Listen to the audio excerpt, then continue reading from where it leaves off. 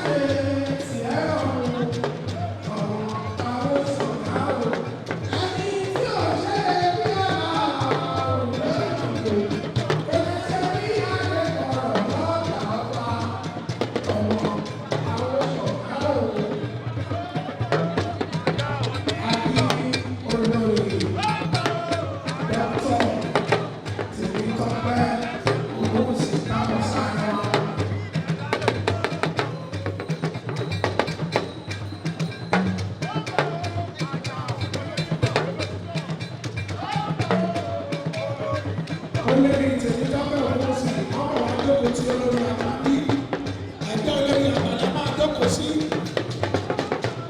Olori Temitope, ẹgbẹ́ olórí àgbàdì máa jókòó sí. Mo kí Bidex, ìyàwó Bídèmí. Mo kí Kọ́hìndé, ìyé Kọ́hìndé sọ́mọ lójú.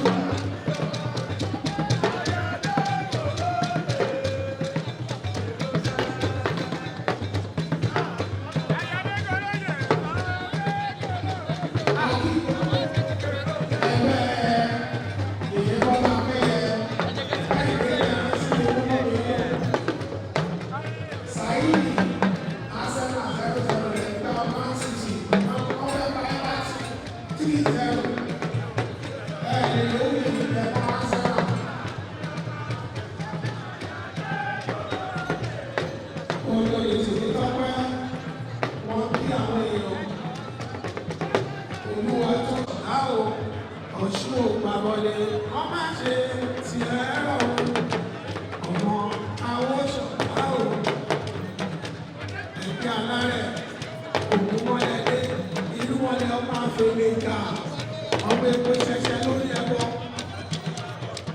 ẹ jọ̀wọ́ èyí nínú DJ ọ̀rẹ́ wa ó lè ṣe dáadáa DJ jìjìjì Yínká Yusuf DJ ọ̀yá.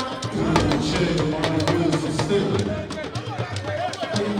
àríyànjọ jẹ́ sí i?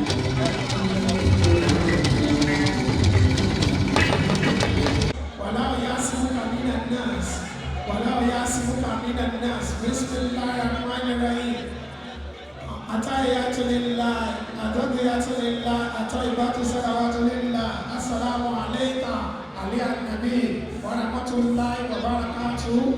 Assalamu alayna wa ala ibadillahi salihin. Kò ní tán sókò láìpẹ́ wọ́n dúró dè yí bí ọ̀rẹ́bù débọ̀. Please subscribe to Face TV Africa and turn the notification on. Face TV Africa, ẹ jọ̀ọ́ subscribe, hete.